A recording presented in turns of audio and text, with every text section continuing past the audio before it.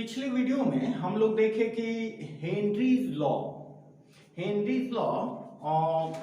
किस तरह से एक्सप्लेन किया गया। आज हम देखते हैं कि हेनरीज लॉ को पढ़ना क्यों जरूरी है।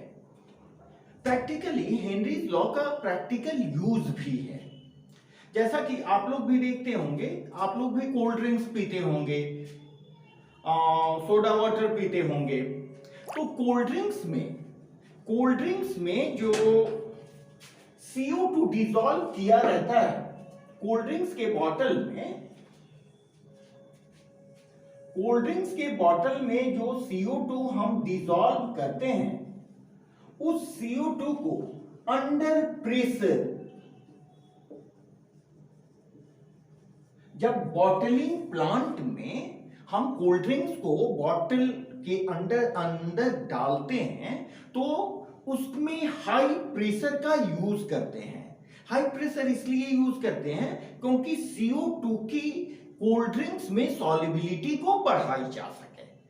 ठीक है, तो यहां थोड़ा सा और जान लें कि CO2 ही हम क्यों डालते हैं कोल्ड ड्रिंक्स में। एक्चुअली CO2 कोल्ड ड्रिंक्स के वाटर के साथ रिएक्ट करके एक माइल्ड एसिड का फॉर्मेशन करता है, दैट इज कार्बोनिक एसिड, जिससे थोड़ी विशिष्ट सेंसेशन हमें मालूम होती है।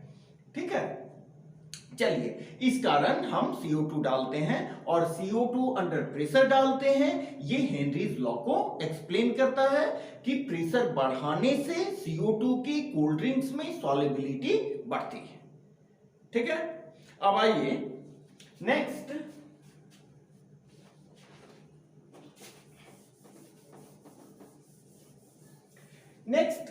सी डाइवर्स का केस देखें। जो सी डाइवर्स होते हैं, सी डाइवर्स अपने साथ जो रेस्पिरेशन के लिए एपरेटस ले जाते हैं, उस एपरेटस में पहले हम लोग भरते थे N2+O2, नाइट्रोजन और ऑक्सीजन का मिक्सचर रहता था एपरेटस में। ठीक है, लेकिन यहां पर होता क्या था कि ये आपका है सी लेवल में जैसे सी डाइवर्स नीचे की ओर जाते हैं, प्रेशर इंक्रीज करता है, प्रेशर इंक्रीज करने से क्या होगा कि दोनों गैस की सॉल्युबिलिटी ब्लड में बढ़ जाती है, और ब्लड में सॉल्युबिलिटी बढ़ जाती है तो this O2 is easily utilized in the metabolic process.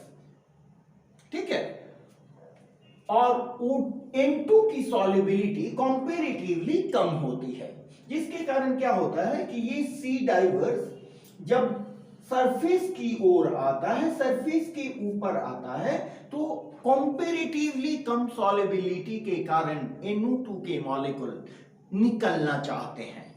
निकलने से क्या होगा, जो भी वेन्स, पतले कैपिलरीज हैं, एकाएक निकलने के क्रम में हो सकता है कि कहीं कहीं वो ब्लॉक कर दें। इस तरह की मेडिकल कंडीशंस को हम कहते हैं बेंड्स, which is very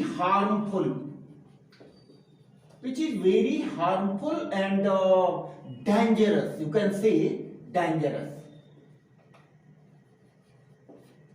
ठीक है, तो इस सिचुएशन को सॉल्व करने के लिए हम क्या करते हैं, सिलेंडर में जो गैसियस मिक्सचर का कॉम्पोजिशन होता है, वो कॉम्पोजिशन कुछ इस तरह का होता है। इसमें हम हीलियम डाल देते हैं 11.7%, नाइट्रोजन डाल देते हैं 56.2%, और ऑक्सीजन होता है 32.1%। इससे इस प्रॉब्लम को हम मिनिमाइज करते हैं और अवॉइड भी करते हैं।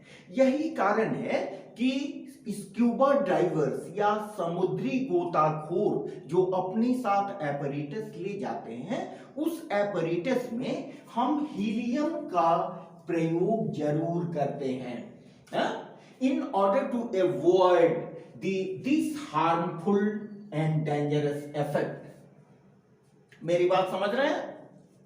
अब देखें, इसके बाद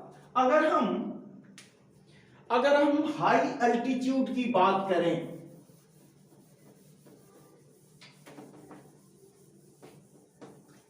हाई अल्टीट्यूड की बात करें मींस अगर ऊपर की ओर हम जा रहे हैं, सी लेवल से ऊपर की ओर जा रहे हैं, तो नेचुरली हमारा प्रेशर डिक्रीज करेगा।